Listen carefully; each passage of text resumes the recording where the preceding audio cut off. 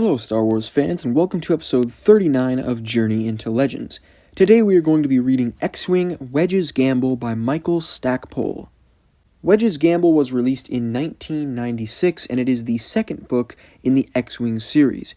I am really excited to continue this series, as I really enjoyed the first book, Rogue Squadron.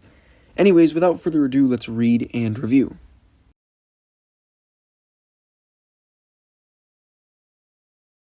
Alright, so after the capture of Borlaeus in the previous book, the New Republic is ready to strike at the Imperial capital of Coruscant, and that is our main plotline for this book. Most of the book follows Rogue Squadron's insertion onto Coruscant as spies, to gather intel on the Empire, to sabotage their planetary defenses, and mainly to distract them from the impending New Republic invasion.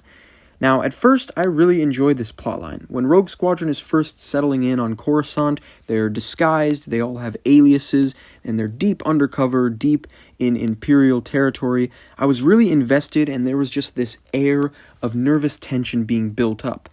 However, this intelligence mission to Coruscant that I thought would last maybe until the second act quickly became super tedious and drawn out, poorly written, and just unbearably boring. Stackpole's writing took a serious nosedive in this book, which I was not expecting. Whether it was the way he paced the story, an overabundance of plot conveniences, or simply a complete lack of discernible geography, this book just bored me to death. An example of this poor writing can be found in a section of the book where Corran is walking through the underworld of Coruscant, and he happens upon a random bar, and when he goes in, he just happens to see Tycho there.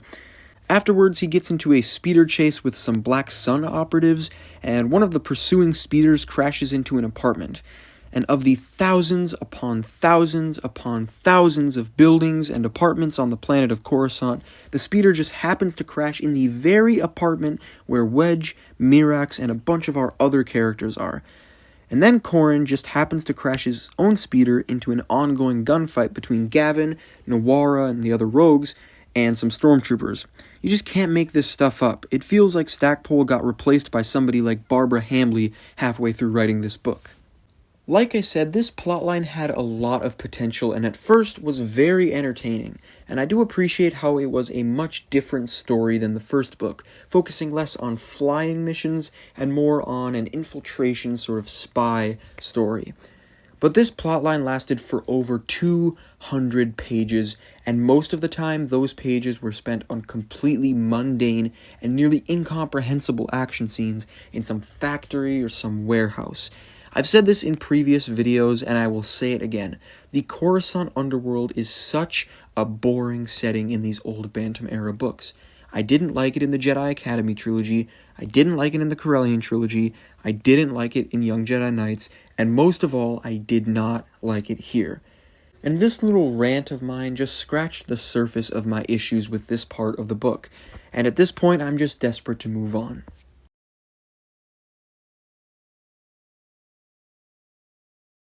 Alright, so the liberation of Coruscant. This is what the first two books have been leading up to. This is what we've been waiting for. The grand showdown between the Empire and the New Republic. A fierce game of tug-of-war over the capital of the galaxy. So did it live up to the hype? Absolutely not. Just like everything else in this book, the liberation of Coruscant, in my opinion, is an absolute disappointment. First of all, the battle itself was intentionally one-sided. Basically, Yasan Isard wanted the New Republic to take the planet because she has unleashed the Krytos virus, which we'll talk about in a bit. But anyways, despite there being a logical, in-universe reason for the battle to be underwhelming, it doesn't make it any less unsatisfying. For two whole 300-page novels to have led up to a whopping 2 chapters of underwhelming action is just so aggravating and disappointing. And frankly, that's really all I have to say about it.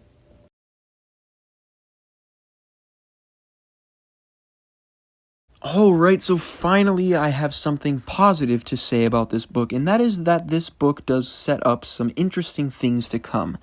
The entire plot of the next books, Krytos Trap and Back to War, is set up here with Isard unleashing the Krytos virus on Coruscant, which is basically a virus that targets aliens.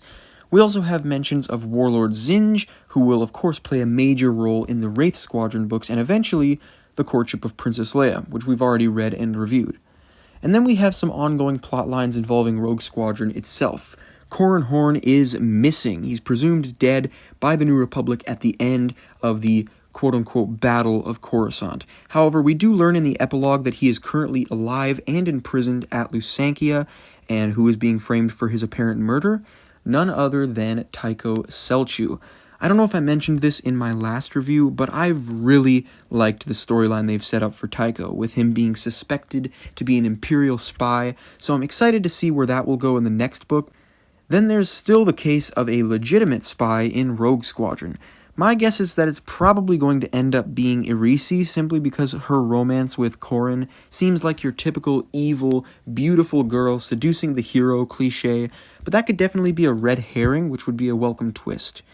And then there's also the mystery of what happened to Bror Jace. The last we saw of him, he was, like Corran, presumed dead. But we do know that he's also at the Lusankia, so I wonder if we will see him and Corran meet within the prison in the next book. I guess we'll just have to wait and see.